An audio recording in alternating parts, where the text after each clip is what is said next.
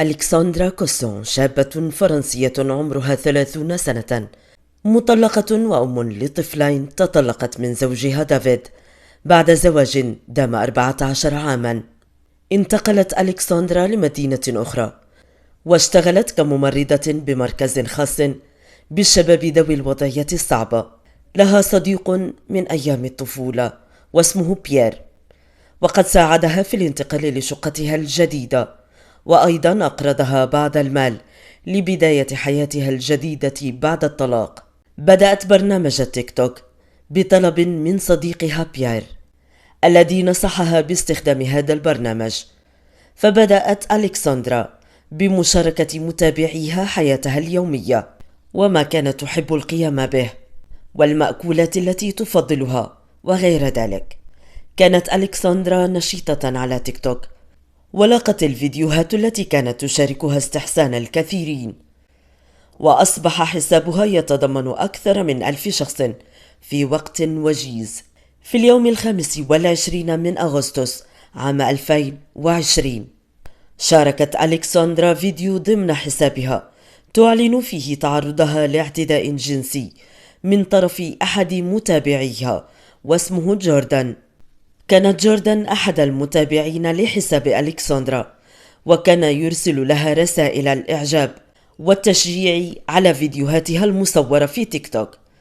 تطورت بينهما العلاقة من رسائل عبر تيك توك إلى اتصالات هاتفية تبعتها لقاءات كثيرة، وكانت ألكسندرا تخبر شقيقتها أنها وجدت الحب الحقيقي الذي بحثت عنه كثيرا.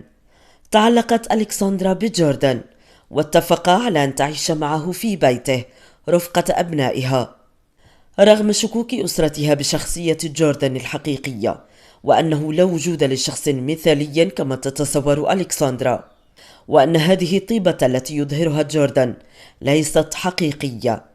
لكنها رفضت نصائح أختها وتابعت علاقتها به.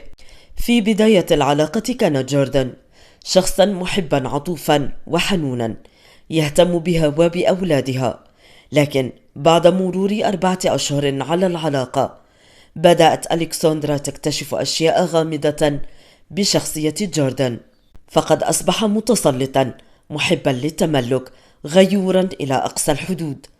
فقد كان يجبرها على أن تفتح الهاتف وهي مع صديقاتها حتى يتأكد من وجودها معهن، وأصبح يجبرها على ارتداء نوع من الملابس ويجبرها على عدم وضع مساحيق التجميل.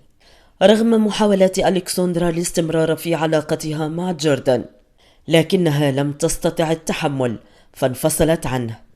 في اليوم 4 من أغسطس عام 2020 اتصلت جوردان بألكسندرا وهددها بالقتل إذا لم تعد إليه، وبعد هذا الاتصال توجهت ألكسندرا إلى الشرطة، لكنهم لم يفعلوا شيئا باعتبار أن جوردان لم يؤذيها بل كان غاضبا فقط. اتصلت ألكسندرا بعد أيام بشقيقتها وأخبرتها أن جوردان قد اعتدى عليها، فأسرعت الأخت إلى منزل ألكسندرا ووجدت بابها مفتوحا، ووجدت ألكسندرا في حالة سيئة. بعد إجراء الفحوصات اللازمة ثبتت حالة الاعتداء الجنسي، فتوجهت إلى الشرطة وقدمت شكاية، وأخبرتهم أن جوردان جاء إلى منزلها ليعتذر منها ومن تصرفاته معها، وبعد أن أدخلته رفض الخروج من المنزل، فتركته بالطابق السفلي وصعدت إلى غرفتها وتناولت مهدئا ونامت إلى أن استيقظت وهو يعتدي عليها. بعد ذلك استدعت الشرطة جوردان للتحقيق معه في حالة الاعتداء، ورغم أن التحقيق ما زال مستمرا في قضية الاعتداء الجنسي على ألكسندرا، لكن جوردان لم يسجن. شاركت ألكسندرا متابعيها يومياتها خاصة بعد الاعتداء.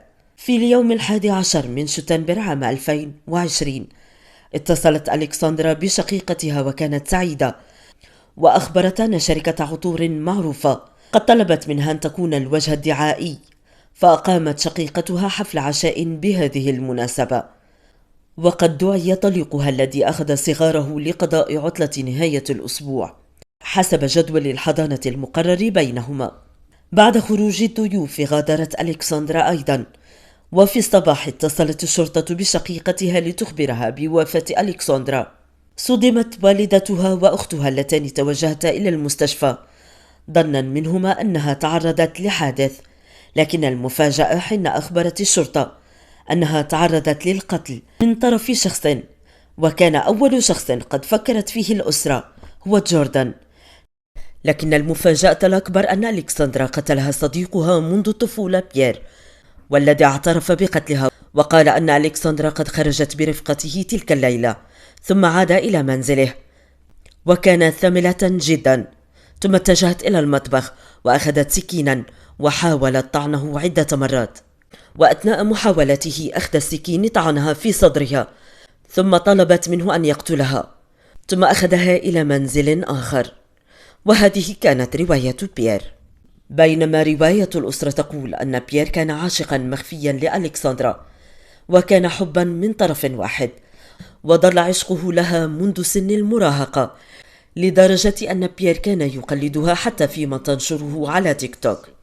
وتؤكد الأسرة أن بيير حاول التقرب من ألكسندرا ورفضته كما فعلت في مرة سابقة، وهذا سبب غضبه منها، فأخذ وقته الكامل باستخدام مقلاة وزجاجة مشروب ليقتلها ويشوه جسدها بالكامل.